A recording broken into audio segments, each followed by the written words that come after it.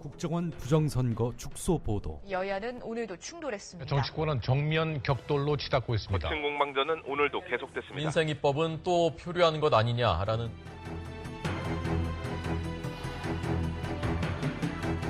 장악당한 언론은 진실로부터 멀어지고 있습니다. 낙담하지 마십시오. 국민TV가 이제 날개짓을 하려고 합니다. 조합원으로 가입해서 위대한 역사를 함께 만들어 갑시다.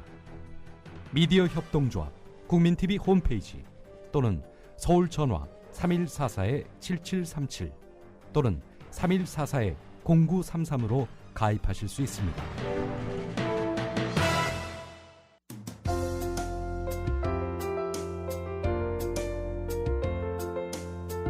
정직한 관찰, 따뜻한 대화, 국민TV 라디오 시사 프로그램 정운현의 타임라인과 함께하고 계십니다.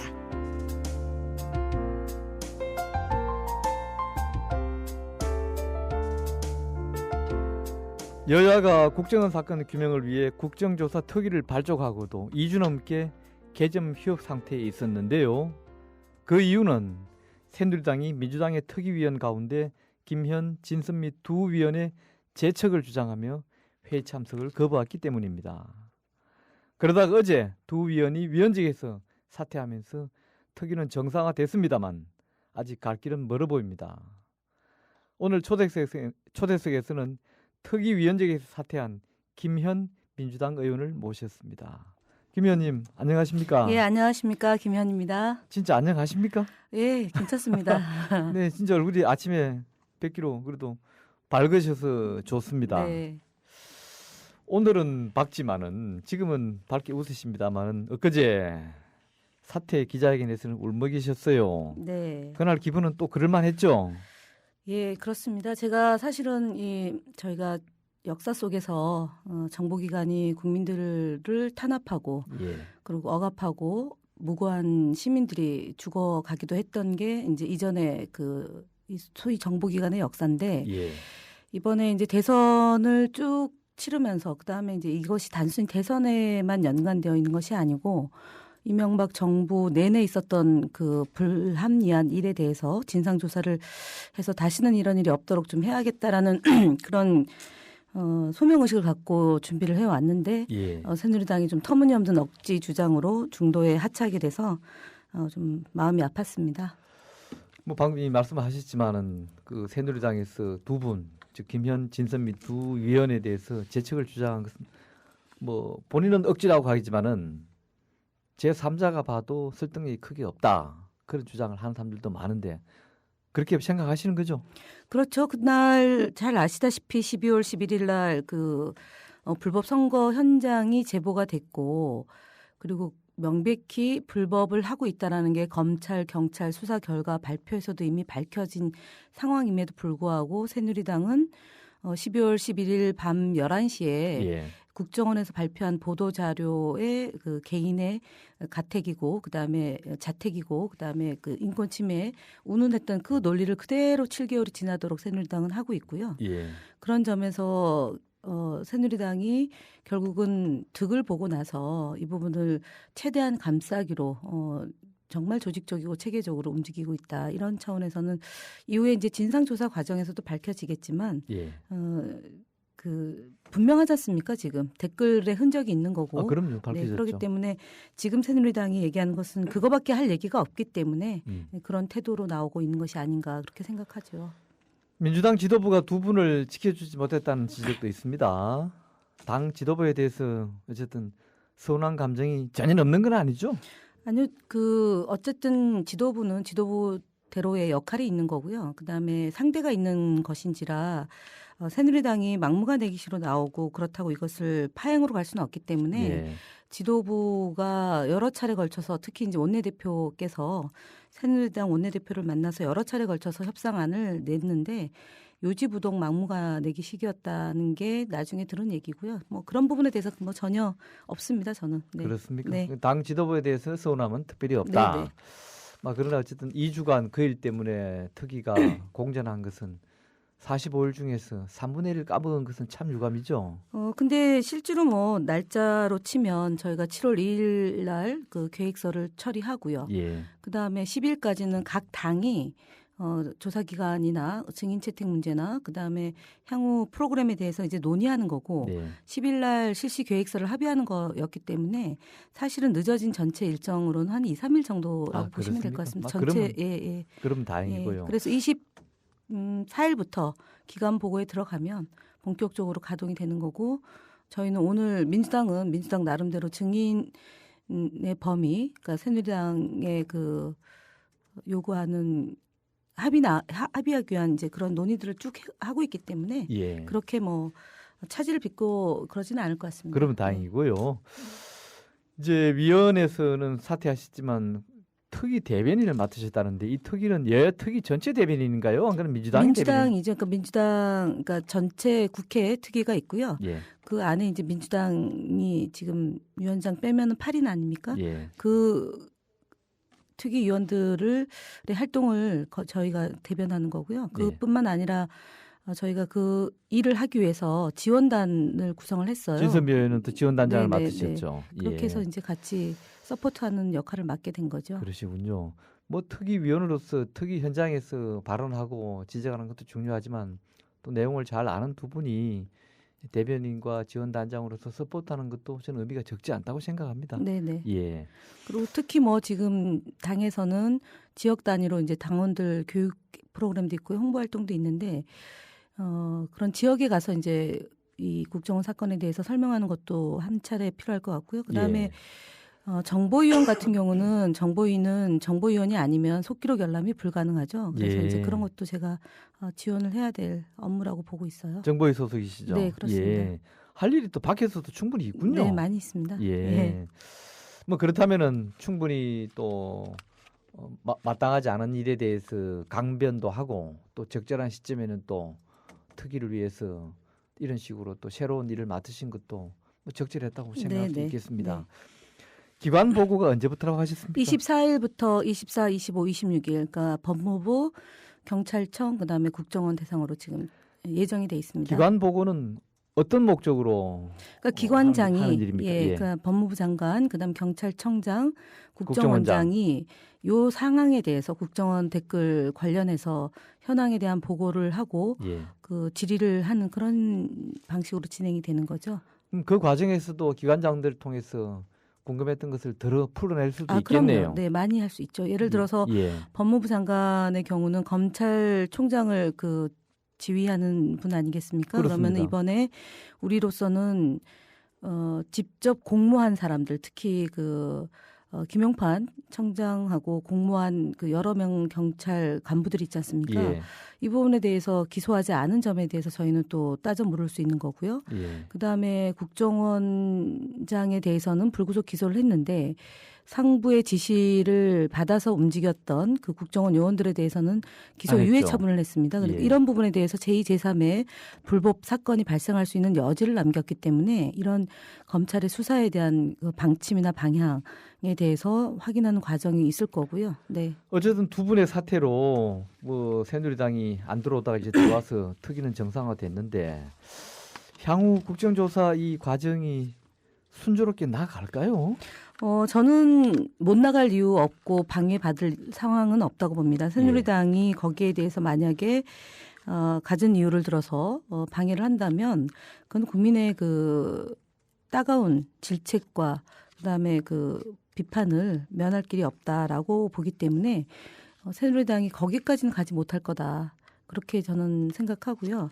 그리고 그거 역시도 만약에 새누리당이 그런 행동을 가한다면 국민들이 또 나서서 그런 것들을 막아주셔야 된다고 보고 민주당은 새누리당이 그렇게 하지 못하도록 촘촘하게 이렇게 좀 관리할 필요가 있다라고 생각하고 매일같이 전략 회의를 하고 있습니다. 이번에 그런데 두 분 제척해달라고 어찌 보면 억지인데요. 장금이 아니라 강금이 아니라 장금인 것은 세상이 다 아는데 근데 결국 두 분이 어쨌든 당으로서는 민주당으로서는 새누리당 주장을 받아들였잖아요. 결과적으로요. 근데 그게 어쨌든 제가 말씀드렸지만, 그러니까 이번에 국정조사 범위가 5가지잖아요. 근데 그 중에 한 가지로 잡은 것이 이제 이제 네 번째로 잡은 게 뭐 그 국정원 직원에 대한 인권 부분인데. 인권 문제. 예.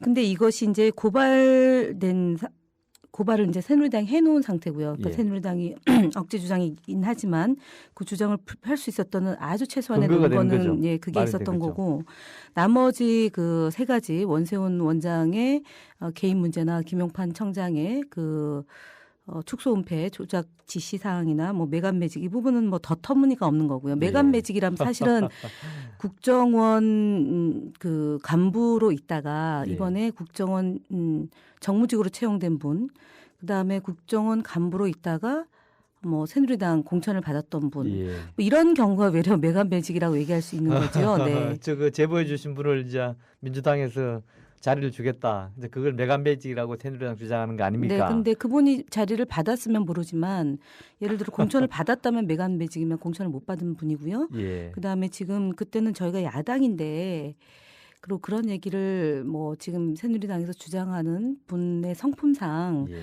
그런 역할을 하시지 않을 분이라는 거는 더 잘할 거고요. 그리고 검찰에서도 매간 매직에 대한 수사가 전혀 없었고 그런 검찰 발표가 있었죠. 네네 검찰에서 확인해 준 거기 때문에 그 부분에 대해서는 저희가 민형사 고발 고소를 해놓은 상태예요. 그래서 그건 뭐 충분히 제가 볼 땐 탄핵이 될 수 있는 상황이고 예. 아까 말씀드렸던 것처럼 새누리당이 이 부분에 대해서 그 문제를 삼아서 파행으로 갈 수 있는 여지는 그닥 그렇게 많지 않다. 그러니까 명분이 없다. 이제 그렇게 보는 거죠. 그러니까 아까 말씀드렸던 것은 최소한의 그러니까 왜냐하면 12월 12일부터 새누리당은 줄곧 대통령 후보까지 얘기했던 게 인권 침해다. 예. 그다음에 자택이다. 예. 그다음에 뭐 댓글 공작가 없었다. 이거였기 때문에 최소한의 논거를 갖고 저희를 공격한 거죠. 근데 나머지 부분은 뭐 증거가 있는 거라서 꼼짝달싹 못할 겁니다. 다만 그러나 이제 김 의원께서는 국정조사가 새누리당이 특별히 거부할 명분도 없고 또 국민적인 관심도 있고 해서 순조롭게 진행될 걸로 예상을 하시는 것 같은데 근데 이번에 앞서 말씀하신 대로 두 분에 대해서 그렇게 완전 회의에 불참할 정도로 저 사람들 둘러 안 빠지면 우리 회의 안 가겠다 이런 어거지 같은 주장을 펴면서까지 기록 관철시키고 지금 이미 다 말씀하신 대로 확인된 그런 감금이라고 하는 이런 억지 주장을 펴는 새누리당으로 본다면은 지금 국정 사건 국정조사가 새누리당에서는 맞듣지 않은 걸 어찌 보면 국민적 여론 때문에 하고 있을 수밖에 없는데 네, 그렇죠. 네. 이걸 자기들이 생각했던 어떤 계획했던 기대했던 그런 방향이나 결과로 가지 않을 경우에 이게 순탄하리라고 볼 수 있겠습니까? 근데 어쨌든 위원장이 민주당이거든요. 예, 그래서 그렇죠. 신기람 위원장. 예, 회의 소집을 해서 그 그러니까 실제로 이제 뭐 기간 보고 받고 회의가 진행되는 것은 예를 들어 위원장이 만약에 저희 민주당이 아니라면 또 어려움과 난관이 생길 수도 있는데 예. 위원장이 다행히도 저희가 맡고 있기 때문에 회의 소집도 되고 보고받고 그다음에 증인들이 나와서 선서하고 증언할 수 있는 그런 게 있기 때문에 아마 그런 우려하는 상황에 대해서는 또 그럼 저희가 그 방식으로 진행을 할 수 있을 겁니다. 예를 들어서 이제 그러니까 저희가 이제 법무부하고 경찰청 다음이 국정원인데 예. 국정원의 업무 보고를 그러니까 그 기간 보고를 공개로 할 거냐 비공개로 할 거냐가 논란이 될 거라고 봐요. 예. 근데 이미 그 국정감사와 국정조사에 관한 법률 제12조에 보면 위원회 회의는 공개할 수 있다. 그다음에 만약에 필요하다면 위원회의 의결로 그러지 아니할 수 있다. 이렇게 법조항이 돼 있거든요. 공개가 원칙이군요. 공개가 원칙이고 비공개를 하려면은 위원회가 의결을 해야 되는데 그건 과반수 이상이 돼야 되거든요. 근데 예. 과반수는 양쪽이 다 안 됩니다. 그렇기 때문에 비공개로 전환할 수가 없어요. 그래서 공개를 할 수밖에 없습니다. 이번 국정조사는 공개해야 된다. 그 말씀이죠. 네. 공개라고 하면은 뭐 국회 TV나 그런 쪽을 통해서 전체를 다 네, 생중계가 된다고 봐야죠. 그렇군요. 네. 자, 그나저나 지금 두 분이 발목이 잡힌 게 어쨌든 그 국정원 여직원을 감금했다는 것인데 지금 그날 그 자리에 계셨을 때 상황을 간략하게 좀 소개해 줄 수 있습니까? 제가 그 당으로부터 제보가 들어왔고 예. 안전행안위 소속이고 정보위 예. 소속이니까 국정원하고 경찰하고 상관이가 관련되어 있는 상황이지 않습니까? 그러네요. 그래서 제가 현장에 갔던 거고 예. 현장에 갔을 때 선관위 직원과 그 저희 변호사가 입회하에 본인의 동의하에 예. 집에 들어갔을 때 본인은 그때 국정원 직원이 아니고 아니라고 그랬죠, 그다음에 처음에는. 컴퓨터도 가지고 있지 않았고 그렇게 이제 얘기하자 해가지고 이제 철수를 한 거죠. 예. 그리고 나서 그 권은희 수서경찰서 수사과장이 현장에 도착해서 협조해달라고 요청을 했으나 그때부터 이제 잠그고 그 계속 여러 차례 다른 이유와 변명을 들면서 그 안에서 별도의 그 일을 벌였던 거죠. 예를 들면 공소장에서 보면은 그 사용하던 컴퓨터, 그러니까 국정원에서 제공받은 컴퓨터에 있는 내용들이 상당 부분이 이제 인멸이 되어 가는 과정이 있습니다. 예. 그리고 그 다음 날 국정원 대변인 격에 해당하는 분이 현장에 와서 또 그 지부 그 공간으로 들어가겠다 이제 이렇게 예. 얘기했는데 되게 웃기는 것은 제가 황당하다 그러고 이제 그 대변인 격하고도 대화를 나눈 내용 중에 하나가 뭐냐면 아니 국정원 여직원의 그 얼굴을 노출을 못 시키는 게 국정원법일 텐데 예. 어떻게 그걸 언론한테 노출을 시키려고 하느냐. 또 하나는 재척 사유가 분명히 있는 거 아니냐. 국정원 직원이 그 작업 공간에 국정원 대변인이 들어간다는 얘기는 그 안에서 어떤 일이 벌어질지 알 수도 없는 노릇인데 제3자가 들어가야죠. 네, 경찰과 선관위가 들어가야지 왜 국정원 간부가 들어가느냐라고 얘기했고 그리고 그날 이미 정보위가 소집이 되어 있었어요. 예. 그러면은 정보위가 소집이 되어 있으니만큼 그 안에서 이 문제를 어떻게 다룰 건지에 대해서 협의를 통해서 그다음 실천을 그러니까 움직여야지 임의대로 대변인이 강금이라고 주장하고 인권침해라고 주장하는 대변인이 그 집 안으로 들어가는 것은 말이 안 된다. 그리고 경찰하고 협의도 안 하고 선관위와 협의도 없이 예. 독단적으로 그렇게 얘기를 했습니다. 그래서 제가 볼 때 그것도 안에 있는 직원하고 이미 다 그 전화 통화를 하거나 해가지고 조율 끝에 나온 거일 거고 예. 그날 12일 날 새벽에 또 연합뉴스랑 자청해서 인터뷰를 했던 걸로 알고 있고요. 예. 전반적으로 상황은 어쨌든 댓글 공작 팀이 노출이 된 거고 그러고 나서 국정원은 그것을 은폐하기 위한 그 음모가 은폐를 시켰고 그리고 그 요원으로 하여금 어떻게 행동을 할 것인지에 대한 지침을 계속 보냈던 것으로 이렇게 파악하고 있습니다. 아니 글쎄 김 의원 말씀을 쭉 들어보면요. 그 국정원 여직원을 방에 가두고 감금한 게 없잖아요. 근데 왜 그게 그렇게 통했다는 얘기입니다. 그러니까 그것 말고는 말할 게 없습니다. 할 수 있는 논리가 국정원과 새누리당이 그 얘기를 빼면 예. 사실상 시체가 되는 거죠. 그런데 그게 어떻게 그또 먹혀 들어가고 일부는 뭐 액면대로 다 먹히는 건 아닙니다만은 그 어거지가 관철이 되어서 결국 두 분이 위원회에서 물러날 정도로 이런 상황까지 오게 된 걸로 보면은 이게 상식적으로는 말이 안 되면서도 현실 속에서는 또 그게 통했다는 얘기입니다. 아니 근데 그렇게 볼 수도 있고요. 예. 지금 이제 그 새누리당의 약점이 정문원 의원하고 저희가 이철우 의원을 재척 사유로 얘기를 했던 거잖아요. 예.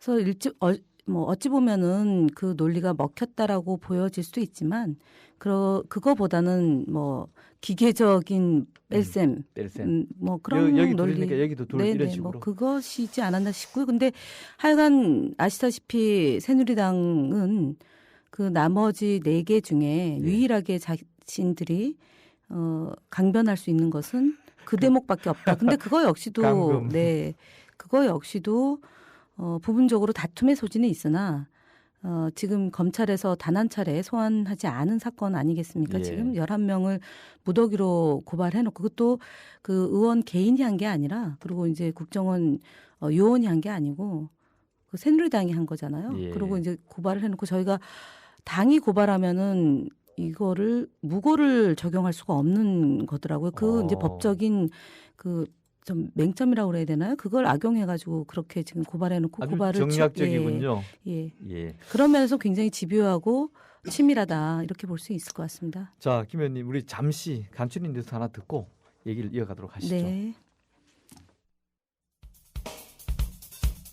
국민 TV 라디오 시사 프로그램 정운현의 타임라인을 듣고 계십니다. 지금은 초대석 시간입니다. 네, 오늘 초대석에는 민주당의 김현 의원 모시고 얘기 나누고 있습니다. 김 의원님, 네. 이제 정인 선정 문제를 두고 여야가 현재 입장 차이가 있어서 뭐 흔히 말하는 진통이 따를 가능성도 있다 이런 보도가 있는데요. 정인 선정에서 논란의 인물은 어떤 사람을 얘기하는 겁니까?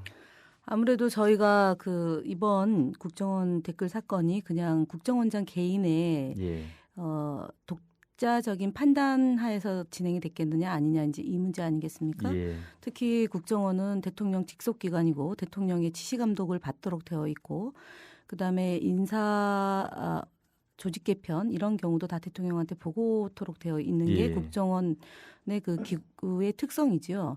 그렇다면 이번에 대북 심리 정보국으로 확대 개편해서 70여 명이 이제 움직였다. 이제 이렇게 되면은 과연 이 부분이 대통령과 그러니까 독대 보고를 했던 원세훈 원장이 이런 일을 그냥 혼자 했겠느냐. 이제 이런 예. 부분에 대해서 진실 규명을 하기 위해서 전직 대통령의 증인의 필요성을 이제 제기하는 거고요. 그다음에 두 번째로는 김무성 의원이 12월 14일 날 그런 발언을 하게 된 배경이 어쨌든 선거에 영향을 미치는 것이었고 그거 역시도 국정원과 관련된 문제이기 때문에 저희가 얘기를 하는 거고요. 예. 그다음에 지금 이제 주중 대사로 가 있는 분도 마찬가지로 그런 맥락으로 저희가 증인을 채택하는 거고요.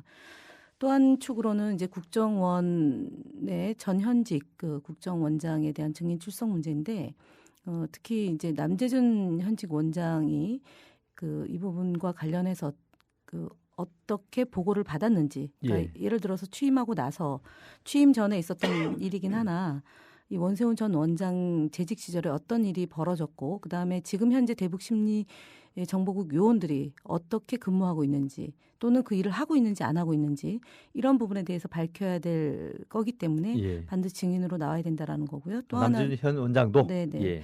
그다음에 그리고 이제 경찰청의 문제인데요. 여기서 지금 저희가 김규용 전 경찰청장, 그다음에 김용판 전 서울청장도 이제 문제가 되고요. 그리고 경찰관들, 그러니까 수사선상에 같이 관여했고 조작, 은폐, 축소에 가담한 경찰관들에 대해서 이제 증인 채택을 하고 있는 거죠. 예. 네.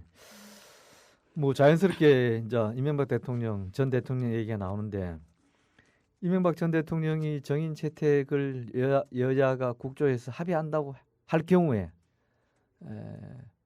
과연 나올까요? 또 나와서 얘기를 잘 할까요? 글쎄 나오느냐 아니냐 문제부터 아마 굉장히 이제 논란이 있을 예. 거라고 보고요. 이거 여야간에. 하다가 한 일주일 가지 않겠습니까? 아니요, 그러지는 않을 거예요. 그래요? 근데 이제 다만 그러니까 뭐 저는 개인적으로 어차피 제일 중요한 것은 국정원과 경찰의 사건 담당자들의 증언을 듣는 것, 그다음 진실 규명이라고 보고요.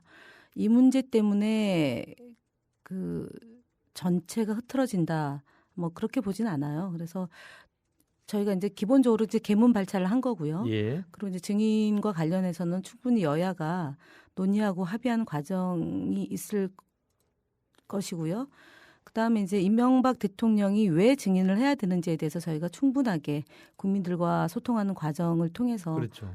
명분을 축적해 나가는 것이 먼저 돼야 되는 것이 아닌가 싶습니다. 정인에 대해서 동행 명령권이 있습니까? 그렇죠. 정말 그건 또 이제 합의가 돼야 되는 합의가 되면 네, 가능하다겠죠. 네.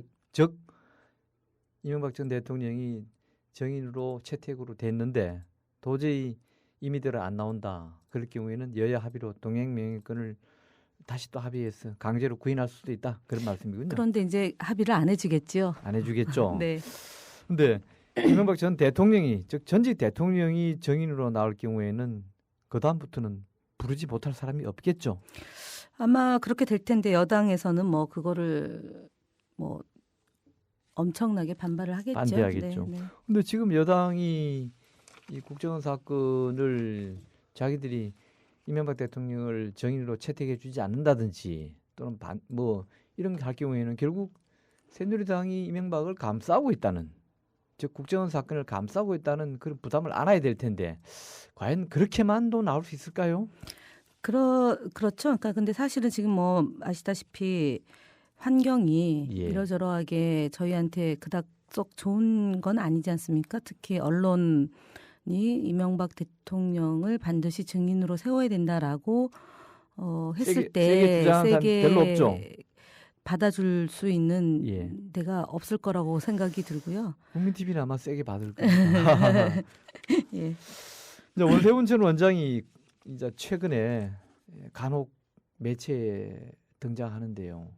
그런데 엉뚱하게도 지금 뭐 어디 건설사로부터 뭐 금품을 받았다느니 이런 일로 등장하고 있어요. 누구 뭐 뒤를 봐줬다느니. 근데 지금 원세훈 원장은 기본 국정원 사건에 국정원 내부로 해서 본다면 총책인데, 그렇죠. 그 외에는 이명박 대통령이 있을 수도 있지만은요, 총책인데 지금 그 사건으로 국정조사까지 지금 시작이 되고 있는 이 마당에 일종의 잡범으로 들어가 있습니다. 네, 그렇습니다. 이게 참 좀 보기도 우습고요. 세상 사람들이 원세훈을 잡범으로 잊어버린다는 것은 국정원 사건을 잊어버릴 수 있는 하나의 그 연장선이 될 수 있는데 반드시 정인으로 채택해서 국정조사에 세워야 되지 않겠습니까? 예, 그렇습니다. 그러니까 원세훈 원장이 어쨌든 국정원 댓글 사건뿐만 아니라 정치 개입 부분의 시작과 끝 아니겠습니까? 예.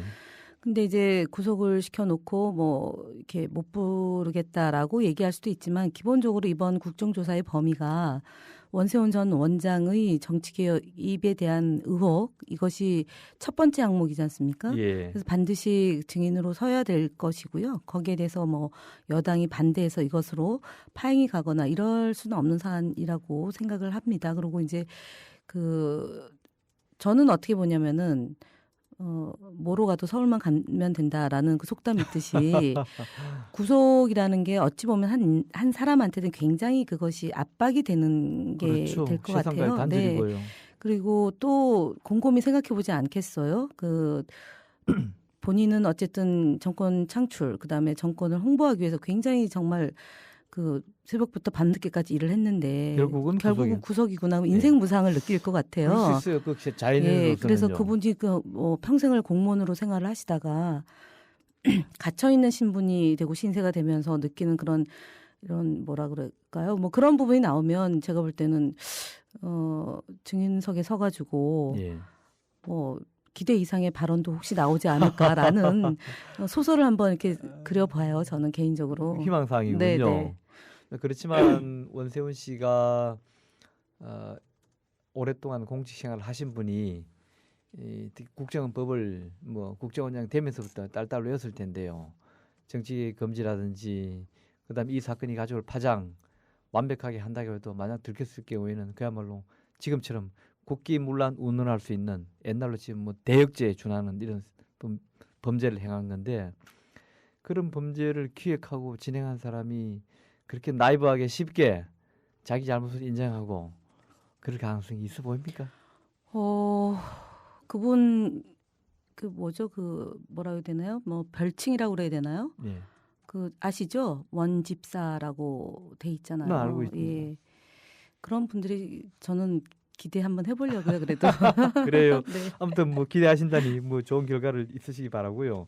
자, 원세훈 씨 밑에 있던 우리가 이미 비록 마스크를 통해서 봤지만은 그래도 여직원 한 명이 실체는 분명히 봤고요. 네. 나머지 이제 국정원 직원들은 실체를 못 봤습니다만은 이들에 대해서는 검찰이 불기소입니까? 기소유예입니까? 기소유예된 거죠. 지금 이제 아직 유예돼 있는 기소가요. 그렇죠. 예. 여직원뿐만 아니라 2명이 더 예. 발각이 됐는데 이 부분에 대해서도 마찬가지로 그렇게 돼 있고요. 네. 이 건은 지금 어쨌든 검찰이 1차로 기소유예를 해서 재판에 해부하지 않았는데요. 이들은 당에서는 또 특위에서는 앞으로 어떻게 그러니까 일단은 증인으로 채택을 하는 거고요. 그래서 제일 심각한 게 이 지점이에요. 저희가 청문회에서 포커스인데 상부의 지시에 따라서 한 활동에 대해서 면책이 된다 이렇게 되는 건데 그렇게 되면 제2, 제3의 이런 사건이 합법화되는 거죠. 그렇죠. 그러니까 불법을 지시해서 불법을 따른 것을 이거를 죄를 묻지 않는다 이렇게 되면은 결국은 검찰의 수사가 온전하게 제대로 안 됐고 외압이 있을 수밖에 없지 않았느냐를 반증하는 거죠. 예. 예를 들어 장진수 사무관의 경우는 지금도 재판을 받고 있는 거 아닙니까? 예. 부당한 지시를 불법 사찰, 인간의 불법 사찰. 네. 이제 그 재판과 그 법리 적용과 이번의 경우는 좀 달리 적용이 됐는데 결국은 이것은 저희가 의혹을 제기했던 법무부 장관이 청와대와의 관계 속에서 결정을 이렇게 내린 게 아니냐라고 지난번 대정부 질문이나 그 법무부를 상대로 한 그 법사위 때도 이런 얘기가 있었는데 결국은 그것도 이번에 다뤄야 될 주요한 그 쟁점 중에 하나 아닌가 싶어요. 방금 김 의원께서도 언급하셨지만 위에서 시키니까 다 했다. 그러니까 나는 책임 없다. 검찰이 결국 그렇게 나는 책임이 아니라 그 사람은 책임이 없다. 검찰이 결국 그렇게 결론 내린 셈인데요. 그렇게 된다면 이제 말씀하신 대로 그 뭐 어떤 일이라도 사람을 죽여도 뭐 간첩죄를 그렇죠. 해도 네. 위에서 시킨 대로 했습니다. 이거는 그냥 검찰이 이런 판단을 했다는 자체가 이거는 엄청나게 몰 상식 아닙니까? 그러니까 예를 들어서 이제 저희가 그 80년도 예. 5.18 그 강주 민중항쟁 예를 들어 그러면은 그때 이것도 좀 사실은 수사가 뭐 그 완전히 완결된 건 아니지 않습니까? 성공한 쿠데타는 처벌할 수 없다라고 이제 예. 했었지만 그것이 좀 지나서 국민들의 염원을 담아서 사건의 실체적 진실을 규명하고 그런 청문회 과정을 경과하면서 그것이 바뀌어 나가는 과정이 있지 않습니까? 예. 그러니까 지금 마찬가지로 경찰, 그러니까 국정원 것도 심각하게 문제지만 경찰도 마찬가지거든요. 예. 김용판 전 서울청장은 불구속 기소를 했는데 그때 같이 공모하고 가담하고 은폐하고 축소하는데 역할을 했던 수사부장, 수사과장, 수사계장, 그다음에 사이버 범죄수사대 팀장 이 부분에 대해서는 기소가 안 됐죠. 기소가 안 됐습니다. 예. 그러면 마찬가지로 은닉할 수 있는 범죄, 소위 말하는 국가 공권력으로의 그 범죄 행위가 정당화될 수 있는 예. 거기 때문에 이번 과정에서 그런 것들을 문제가 있다라고 지적해주고 그래서 저희가 고발해서 법의 심판대에 세워야 되는 것이 이후에 과제가 되지 않을까 싶어요. 위에서 시켜서 해서 그 사람들은 무죄다 면책이 된다 그러면요. 저는 이건환도 죄를 물을 수 없다고 봅니다. 당연히 그렇죠. 이건환 네. 어디 그 양반이 그 어디 사람 고문하는 게 처음부터 그랬겠습니까?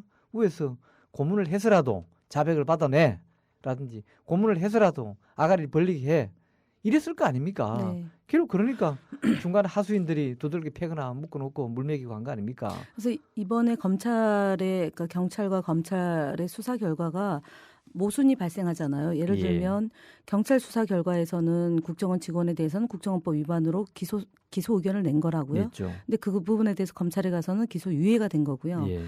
또 하나는 그 박경감이라는 분, 그러니까 경찰 그 사이버 수사대의 그 팀장, 예. 이 사람이 그 공무로 사용하던 컴퓨터에 있던 그 수사 기록을 인멸을 하잖아요. 예. 근데 경감이 그것을 혼자 했겠어요? 그건 아니죠. 글쎄요. 상부의 지시가 있어야지만 그런 인멸 작업을 하는데 또 여기는 상부가 없어요. 상부가 없이 그냥 개인적 취미 삼아서 이것을 인멸했다라고 그 되는데 실제로 그 인멸하는 것이 5차례에 걸쳐서 그 증거를 인멸하고 그다음에 압수수색 영장이 청구돼서 압수수색 하러 온 1분 전까지도 그거를 없애잖아요. 근데 여기는 또 상부가 없어요. 예. 그러니까 이런 모순 관계들이 발생하는데 이 부분에 대해서 증인들로부터 그 증언을 제대로 듣고 이런 그 상황을 파악을 해내는 것이 중요한 포인트가 아닌가 그렇게 생각을 하죠. 예. 자, 박근혜 대통령은 뒤늦게 국정원으로부터 자기는 아무런 도움을 받은 적이 없다. 뭐 이렇게 밝혀서 좀 많은 사람들부터 실소를 자아내게 했습니다만은 이 부분도 국정조사에서 다뤄야 할 대목 아닙니까? 다뤄야 될 대목이죠. 그래서 실제로 원세훈 원장이 예. 이번에 그 검찰 수사 결과 발표문이나 아니면 공소장에 보면 본인은 국정을 홍보해야 된다라는 그런 강한 믿음을 갖고 계신 분이죠. 근데 그것만 있었겠냐? 아까 말씀하신 이명박 대통령과 박근혜 후보가 돼서 청와대에서 면담하는 게 있죠. 면담하고 그리고 나서 사실은 국정원의 댓글 작업이 본격화되는 시점이 그 시점입니다. 8월 예. 말 9월 초 이렇게 됩니다. 예. 후보가 확정되는 시기에 그 일이 활성화되는데 예. 그리고 그것뿐만이 아니고 실제로 그 NLL 그 문건 파동도 역시 다 선거 시기에 벌어진 일들 아니겠습니까? 그렇죠. 그리고 나서 만약에 본인이 그것으로 인해서 득을 본 것이 없다. 정말 그렇게 믿고 계신다면은 그거는 좀 민망한 얘기인 거고 그다음에 더 나아가서 어떤 일이 있었는지 알지도 못한다라고 또 이정현 공보수석을 통해서 말씀을 하셨잖아요. 예.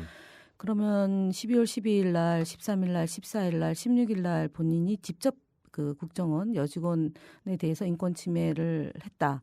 그다음에 댓글에 흔적이 없는 거 아니냐. 토론에서 나와 얘기했죠. 그러고 그것이 민주당의 공작 아니냐.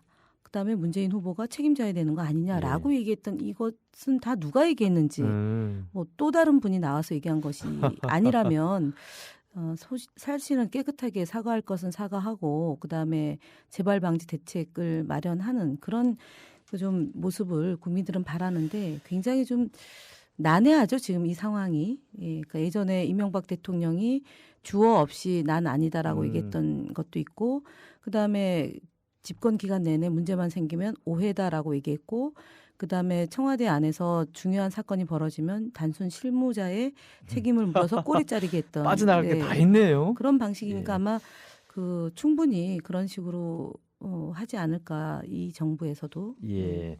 자, 시간이 한 2분 정도 남았습니다. 마지막 질문을 하나 드릴까 합니다. 참여정부 시절 청와대 춘추관장을 지내셨는데요.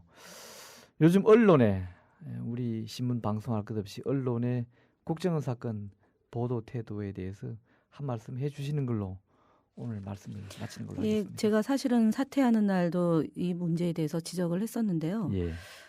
이명박 정부에서 기획 특집 탐사 보도, 소위 말하는 공정 보도하는 프로그램과 그다음에 그 언론인들에 대해서 해직하고 그다음에 불법 무도한 일을 벌였지 않습니까? MBC 문제도 그렇고 뭐 KBS, YTN 할 것 없이 다 방송은 그렇게 다 하고 그다음 종편을 통해서 정권의 입맛에 맞는 프로그램을 그 여과 없이 내보내서 5.18과 같은 그런 사건이 발생하는 이런 그 상황이고 신문도 예전의 기능에서 정말 많이 후퇴해서 국정원 사건을 다루는 것이 아니라 국정원 사건과 그 별로 상관없는 그런 표면적이고 표피적인 이유를 갖고 그 받아쓰기로 일관하는 그런 태도에서 좀 벗어나서 진실을 규명하고 국정원 사건의 본질이 무엇인지에 대해서 탐사 보도를 좀 해달라. 그것이 언론의 사명이고 소명이지 않느냐. 그래야지 우리나라가 좀 더 발전된 모습으로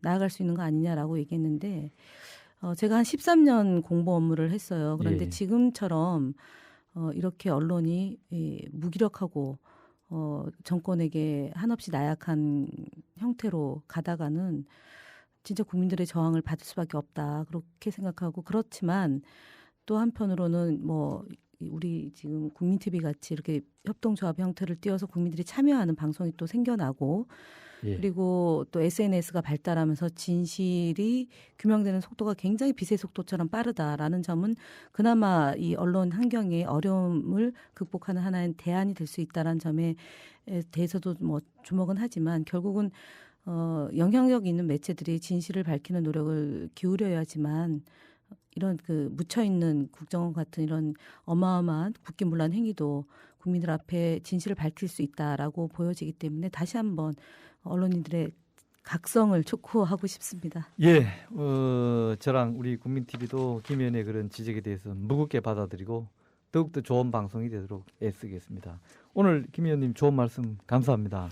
감사합니다. 좋은 하루 되세요. 고맙습니다. 이상 민주당 김현 의원과 함께했습니다. 자, 오늘 저녁 7시에 전국에서 국정원 선거 부정을 규탄하는 촛불 집회가 예정돼 있습니다. 서울은 서울시청 앞 서울광장, 대구는 동성로 대구 CGV 한일극장 앞이고요. 그리고 청주는 성안길의 차 없는 거리입니다. 시각은 저녁 7시입니다. 오늘 퀴즈는 CJ의 비자금과 관련한 스위스 연방은행 이름을 물어본 건데요. 정답은 2번 UBS였습니다. 이 시간 끝곡으로 꽃다지의 주문을 들으면서 저는 내일 다시 찾아뵙겠습니다. 여러분 안녕히 계십시오. 우리는 지금보다 더 강하게 우리는 지금보다 더 강하게 우리는 지금보다 더 강하게 우리는 지금보다 더 강하게